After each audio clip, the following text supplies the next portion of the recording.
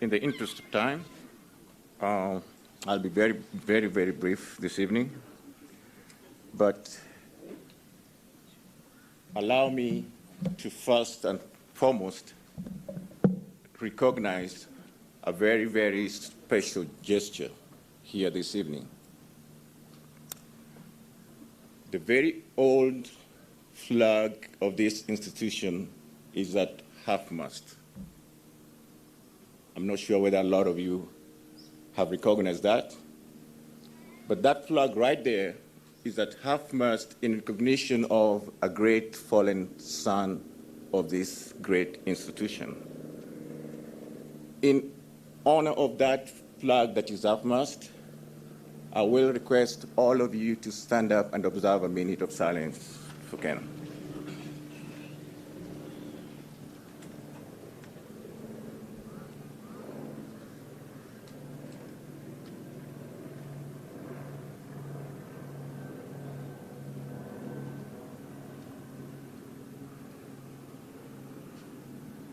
Thank you.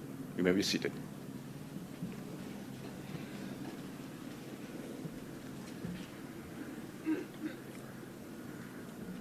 As you have already heard, my names are Bobby Okoth. I am Ken's eldest brother. I have my other siblings here. I have my mom here. I have the rest of the members of our extended families here. I have friends and relatives. As I come before you this evening, I would like to recognize the presence of the honorable members of parliament who are colleagues to Ken Okoth, members of the civil society, members of the diplomatic corps, distinguished guests, Ken's proud class of 1995, other OSS members, members of the clergy who are present this evening, to all teachers and to all students who are present this evening, I humbly come before you this evening. Good evening.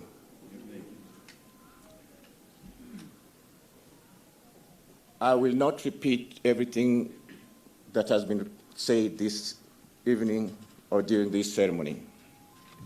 A lot of you who have followed Ken have followed his works, have followed his background, have followed his education, have followed his career, and everything else that he has done during the 41 years of life that God granted him.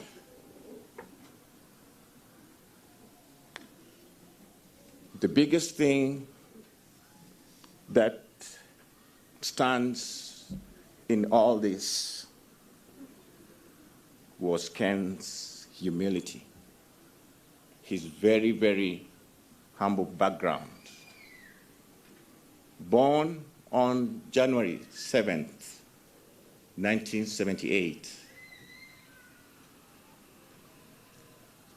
in a sprawling slum in Kibera, known as Kisumu Ndogo. Ken grew up through all the challenges that he encountered in life to become what he became. Once again, I would like to state in front of all of you that Ken was brought up in a single-parent family by the mom who is present here, my mom, Mrs. Angeline Ongere. So for those who are hearing all sorts of the grapevine, take it from me as the absolute truth that Ken was brought up by the mom that you see here in a very single-parent family.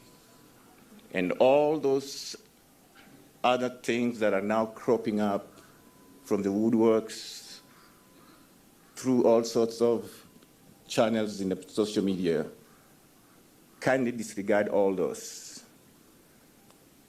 Like somebody said here, and that somebody is the Honorable Distinguished Director of this institution, Mr. Joseph Moura. He talked about preserving the respect and the honor that Ken got or achieved or garnered throughout the whole time of his lifetime. That should not be disregarded with any kind or any amount of mudslinging and just painting him out in a way that he was not. He was a very, very respectable individual. He was a very, very loving individual. He cared for so many things in so many people's lives. He impacted so many people's lives in so many different ways. And the best thing that we could do at this particular time is to accord him the most honorable send-off.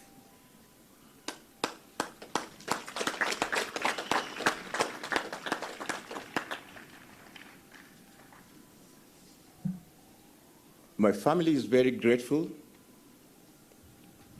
for this particular honor, for this particular ceremony that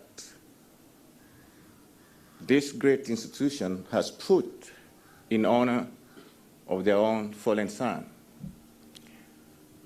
As we continue to celebrate Ken, different people are grieving. Different people are celebrating in different ways. As a family, we ask for privacy. We ask for your utmost consideration, especially from members of the press. Verify what you write before you write it. The family has gone through a lot during the period that Ken was taken ill, from the time that he has been in France, from the time he got back. There are a lot of times that so many bad things have been said about him. And sometimes you wonder where humanity went. Sometimes you wonder why somebody could write something so insensitive, so reckless, totally uncalled for. I would ask and I would urge all the young, all the upcoming journalists or members of the Fourth Estate, let's be very professional in all our undertakings. Don't put word out there that you know is not true. Be mindful. There is a mother hurting, there is a brother hurting, there is a wife hurting, there are some friends hurting. Let's practice responsibility in the way it's supposed to be.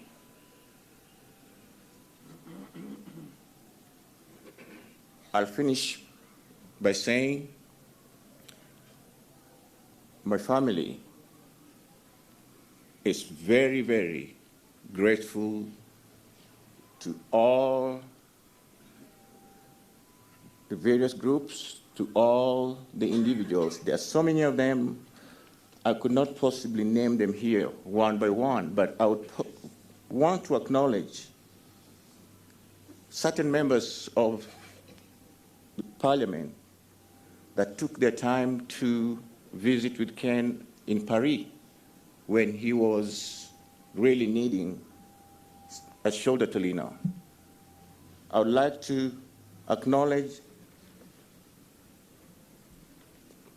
Honorable Caleb Amisi, MP Soboti. I would like to acknowledge Honorable Yusuf Hassan Abdi, MP Kamkunji. I would like to acknowledge Honorable Timothy Wanyoni, MP Westlands, who actually stood in for Ken during the time that he was away.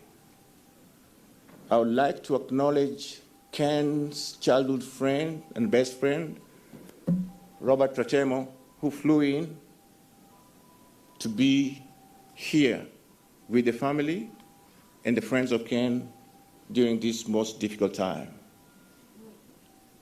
Be very blessed, continue your good work, and may God reward you more. Thank you.